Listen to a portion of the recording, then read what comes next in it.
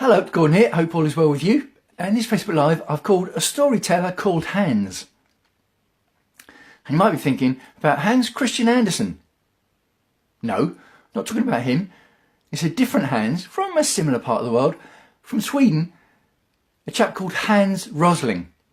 And I'd never heard of him. And he wrote a book called Factfulness, which was sent to me by my brother for Christmas, who lives in... Oh, there it is. There it is. Factfulness by Hans Rosling. And old school, a hardback book in the post sent for Christmas by my brother.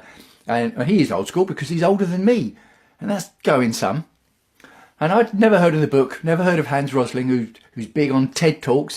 His TED Talks have been viewed like 30 million times.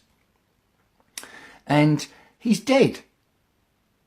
Hans Rosling died in February 2 years ago, 2017, and he decided to write this book with his son and daughter-in-law in the end of September 15. Was diagnosed pancreatic cancer February 16, and he died in February 17. So his son and daughter-in-law finished off the book, and it's based on his decades of work as a doctor, professor of health and international health, advisor to UNICEF and the World Health Organization. 10 reasons we're wrong about the world and why things are better than you think. Factfulness.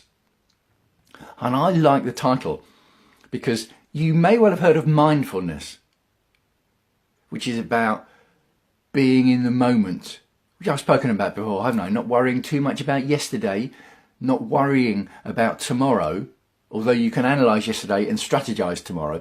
But mindfulness will make sure that you're actually in the day today. So factfulness, what does that mean? Well, it's saying that a lot of the worry about yesterday and the worry about tomorrow, this is my interpretation of the word, by the way, a lot of that worry is based on instincts that we have, 10 instincts that Hans talks about in the book, that aren't backed up by the facts.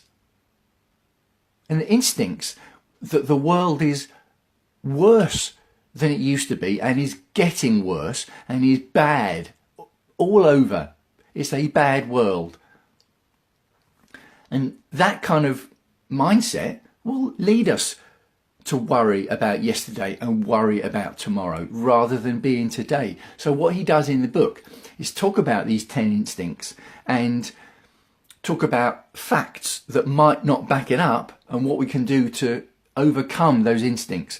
And I'm not going to go through all 10 of the books, or all 10 of the instincts. I just wanted to mention the book because I've just finished it. I finished it the other day and I really enjoyed it. My brother sent it to me because he knows that's the kind of message I like. He knew I'd enjoy it. He was right. I did enjoy it. And I want to tell other people about it. So I highly recommend that you read it. And if you do want to read it and you don't want to know about everything inside it, I'm going to stop for a couple of seconds and pause because I'm going to give spoilers and talk about what's inside it. So, some of the instincts that he's talking about is a generalization instinct, that we see one example of a culture or an incident or an illness and think that everything must be the same. Of course it isn't. There's a separation instinct of them and us. He talks about in the book about how bad it is to think of developed world and underdeveloped world and first world and second world, because that is creating a separation instinct of them and us. There's the fear instinct about a fear of dying in a plane crash or fear of dying on a boat. And in fact, of terrorism. In fact, the amount of deaths from airplane crashes or boat sinkings or terrorisms is minuscule in the amount of people who die throughout the world throughout a year from diseases. Obviously, a lot of his slant is from diseases, Ebola and all the rest of it. And again, one of his instincts is what he calls the straight line instinct. That if we see a line going up like that, we assume that it's always going to carry on going up like that. Whereas in fact, a lot of lines will curve and bend over. So if you see something on a graph, you can't assume it's always going to go up like that. And he talks about journalists, that journalists are not geared to just present bad news, but it's the dramatic story that the journalists will focus on. And often the bad news is more of a dramatic story than good news, which is why you don't see that much good news in the news. And he covers it in the book. The fact that you don't see good news generally in the news, you tend to see bad news, is just the way the news works. That doesn't mean that the good news is out there. It doesn't mean that the good news isn't out there. In fact, it suggests that the good news is out there precisely because the bad news is exceptional, which is why it gets on the news. It's a great point, isn't it? He also talks about the size instinct. If you think of an elephant is huge. And if something is presented in the news as elephant size, we think, well, it must be huge.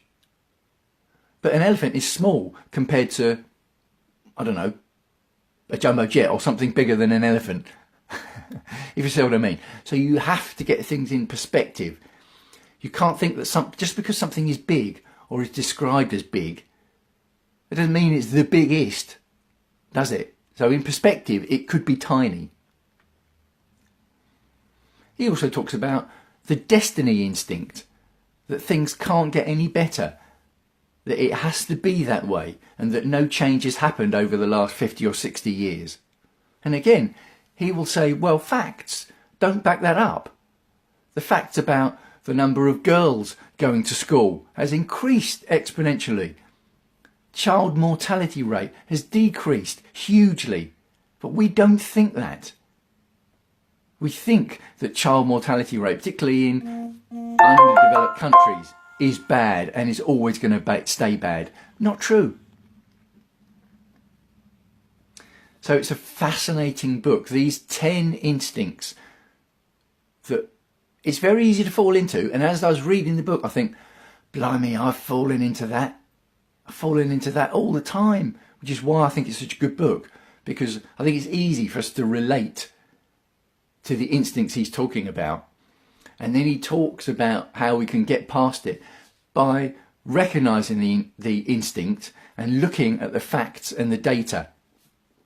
Because he talks about numbers in the book.